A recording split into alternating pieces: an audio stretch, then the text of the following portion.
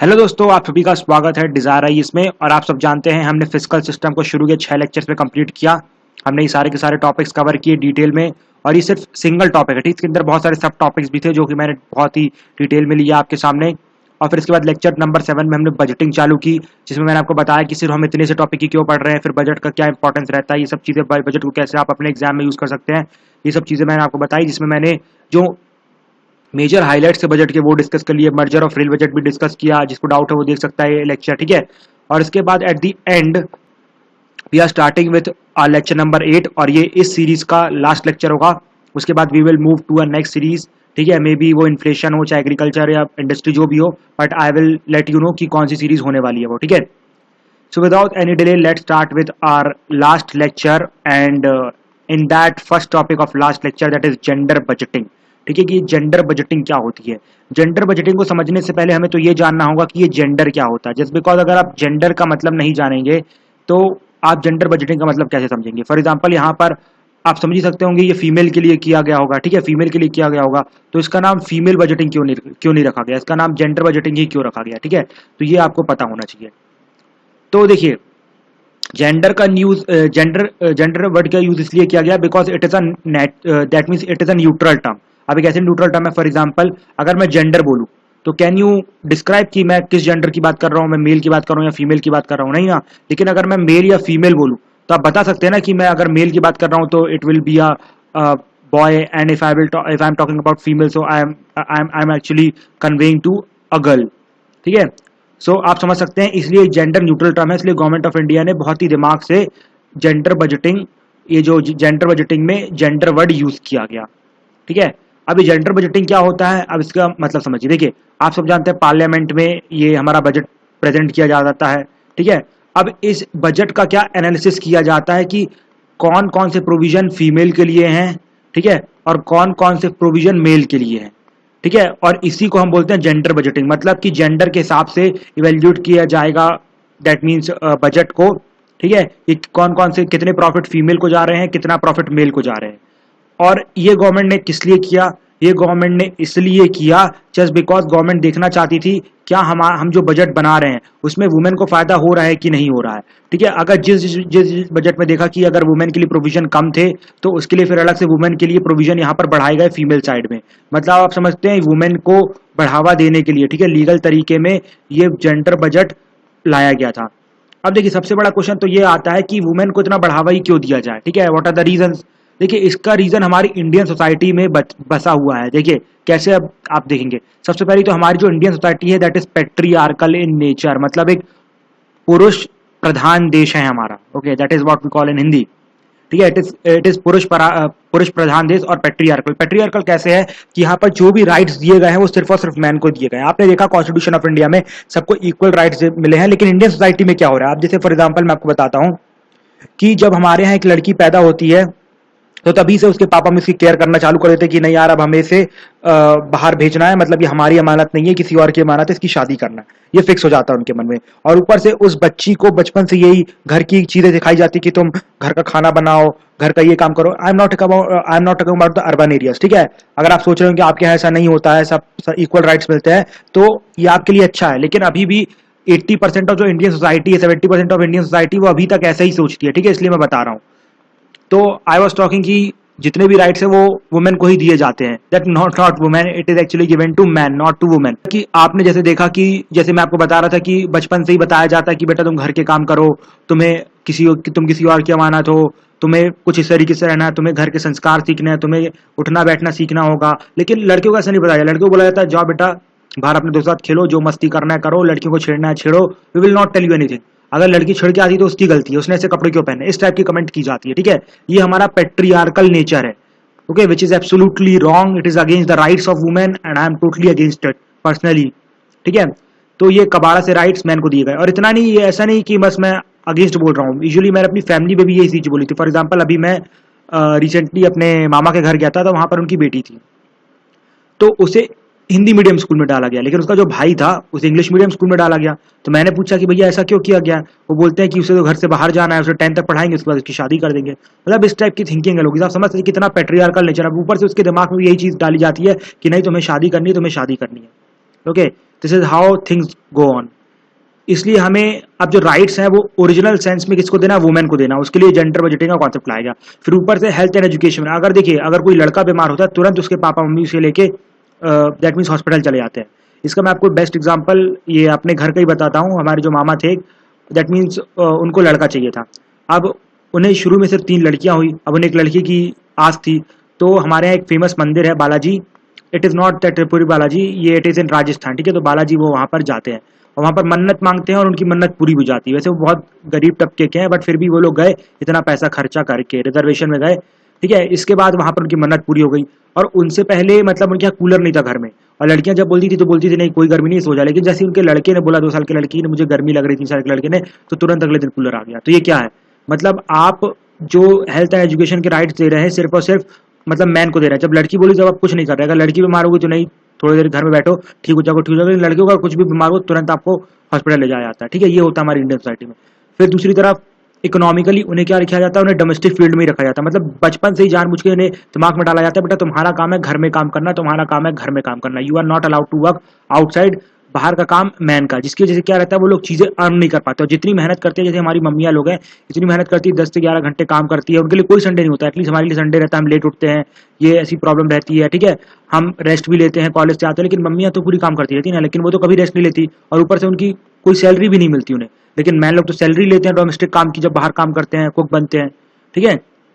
तो जैसे उन्हें इकोनॉमिकली बैकवर्ड रखा जाता है। और जब आप देख रहे हैं यहाँ पर सब वुमेन के अगेंस्ट चीजें जा रही हैं, तो वुमेन को और भी ज्यादा मतलब पॉवर्टी में ढकेला जा रहा है। मतलब मैन तो पॉवर्ड है, पॉवर्टी में ही है, लेकिन आप देखिए गरीब के यहाँ भी ये सब चलता होगा, पेट्रियार्कल हेल्थ एंड एजुकेशन। मतलब वुमेन की कंडीशन वैसे ही गरीबी में बेकार थी और उन्हें गरीबी में डाला जा रहा है। तो उसे हम बोलते हैं फेमिनाइजेशन ऑफ पॉवर्टी, ठीक है। फेमिनाइजेशन ऑफ पॉवर्टी मतलब कि लड़कियां ज्यादा गरीब हो रही हैं, ठीक है। लड़कियों को ज्यादा गरीब किया जा रहा है सोसाइटी के इन तौर तरीके से, इन सब तौर तरीकों को दैट मीन्स बदलने की जरूरत है, ठीक है। तो ये सब चल रहा था। फिर फाइनली गवर्नमेंट ऑफ इंडिया ने, आप सब जानते हैं, जेंडर बजटिंग को अडॉप्ट किया, बिकॉज गवर्नमेंट चाहती थी कि हम जेंडर बजटिंग से सोशल जस्टिस इंश्योर करेंगे। मतलब देखेंगे कि मतलब अगर वुमेन के लिए ज्यादा प्रोविजन बनाएंगे तो वुमेन ऑटोमेटिकली अपलिफ्ट होना चालू होंगी, ठीक है। फॉर एग्जाम्पल जैसे मैट्रियार्कल लीव देना चालू कर दी गई। फॉर एग्जाम्पल कोई अगर वुमेन प्रेग्नेंट है उसे 9 महीने की लीव दी जाएगी, ठीक है, चाहे वो किसी भी कंपनी में और उसकी जॉब नहीं ली जाएगी, ठीक है। ये सब चीजें चालू कर दी गई। लेकिन अब यहाँ पर क्या हो रहा है, जो इंडस्ट्रीज हैं इसलिए वुमेन को हायर करने से मना कर रहे हैं, बिकॉज जब वो मैरिड होगी और उसका जब बेबी होगा तो उनका 9 महीने का तो लॉस होगा, उन्हें 9 महीने की सैलरी भी देनी पड़ेगी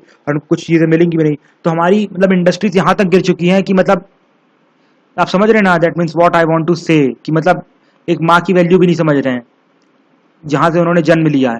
फिर फाइनली 2001 में 2001 और 2000 में पहली बार ये मतलब जेंडर बजटिंग इंट्रोड्यूस की गई थी। और फिर फाइनली 2002 और 3 में मतलब जो स्टेट्स थे, स्टेट ने भी जेंडर बजटिंग, स्टेट मतलब जितने भी स्टेट थे, राज्य थे, उन्होंने भी जेंडर बजटिंग लेना चालू कर दी। एंड एट प्रेजेंट सारी मिनिस्ट्री, सारी डिपार्टमेंट में एक एक अलग से वुमेन के लिए सेल है जो कि इसका अलग से डिस्क्रिप्शन करता है, दैट मीन्स उसके बारे में बताता है और कैसे कैसे बजट में चेंजेस लाने वुमेन के हिसाब से वो भी बताता है। तो मतलब इस तरीके से कुछ जेंडर बजटिंग अभी काम चल रहा है, ठीक है। अब हम आगे मूव करते हैं, आगे आते हैं लाइन आइटम बजट में। देखिए line item budget, performance budget और आउटकम बजट तीनों रिलेटेड टर्म्स हैं। कैसे, देखिए शुरू शुरू में जब इंडियन गवर्नमेंट इंडिपेंडेंट हुई, मतलब जब इंडिया को इंडिपेंडेंस मिली, तो हमने शुरू से मतलब एक अपना जो बजटिंग चालू की वो लाइन आइटम बजटिंग थी, ठीक है। लाइन आइटम बजटिंग से हमने चालू किया। अब ये लाइन आइटम बजटिंग क्या थी कि फॉर एग्जाम्पल हमने कोई प्लान लगाया, फॉर एग्जाम्पल हमें कोई फैक्ट्री बनानी है, ठीक है। अब हमें कोई फैक्ट्री बनानी है, उसके लिए हम कुछ पैसे लगाएंगे। फॉर एग्जाम्पल हमने 5 करोड़ लगा दिए, ठीक है। 5 करोड़ हमने एक फैक्ट्री के लिए पैसे लगा दिए। तब उसके बाद अब जब उसकी मतलब जो प्रोग्राम जो हमने लगाया फैक्ट्री के लिए वो कैसा काम कर रहा है, क्यों काम कर रहा है, कुछ अच्छा काम कर रहा है, बेकार कर रहा है, उसकी बिल्कुल भी एनालिसिस नहीं की जाएगी। मतलब ये कि मान लीजिए हो सकता है कि अब प्लान की जरूरत ना हो, मतलब वो प्लान फेल कर रहा हो, मतलब अब वर्ल्ड थोड़े हिसाब से चेंज हो रहा है, अब हमें इसको नहीं बढ़ाना चाहिए, ऐसा भी हो सकता है ना।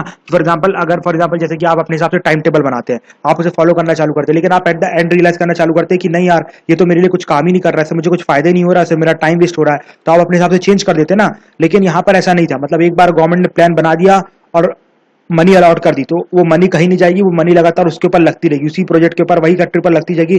भले एट दी एंड वो प्रूव हो जाए कि वो वेस्ट होने वाला है, सब बता दे कि नहीं यार ये प्लान बेकार है, प्लान बेकार है, इसके बाद भी गवर्नमेंट इसमें पैसा लगाती जाएगी, ठीक है। तो ये लाइन आइटम बजट था जो कि हमने अप्रोक्सीमेटली 1980s तक लगाया। इसलिए आप देखेंगे शुरू शुरू में हमारे यहाँ जितनी फैक्ट्रीज थी, कुछ मतलब अनवायबल फैक्ट्रीज थी, गवर्नमेंट जानती थी, लेकिन उस पर ऊपर कोई एक्शन नहीं लिया गया गवर्नमेंट के द्वारा, सिर्फ ऐसा चलता रहा।